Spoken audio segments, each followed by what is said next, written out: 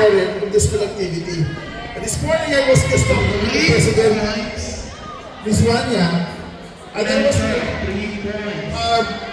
trying to relate to her that the management is really grateful, especially for her being the president of the PTC. And this is the reason why she has been the president for like 2-3 years now and 3 years in a row. And with that, it's not only the management that is thankful, but the school in general, makinig sa akin kasi but the school in general is grateful to your contributions to the growth of the school. Thank you. Yes! Thank you so much, Sir Marlon. Of course. Sir Marlon, stay. Mag-stay ka pa po, Sir Marlon. Please stay, Sir Marlon. Ikaw ang nanalo sa Rapon. Marlon, Rita! Yes, Tapos kami, Sir Marlon. Sir Marlon, yes. Legit talaga. Marlon and Rita. Speaker number 107. Legit po. Legit talaga.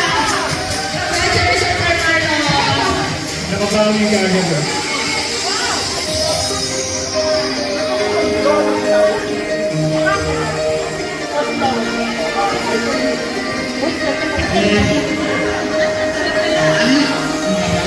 Contributions to our parents, learners, and the entire school community.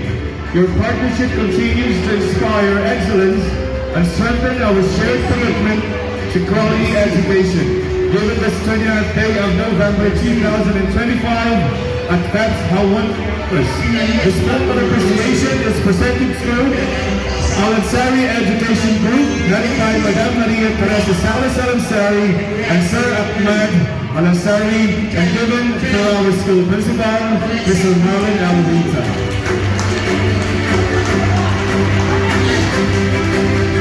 Thank you very much, AEG.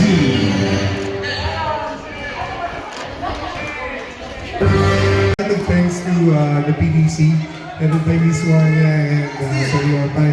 But nothing is said better than Sir Marlon's message. Sinabi niya na po lahat. But for all your support, especially the other parents, the set of officers, yung mga parents po natin sa audience, they maybe are not in the role of officers, but we see them always pagka may mga activity ang school. Salamat po lagi sa support niyo. Thank you all so much. God bless us all.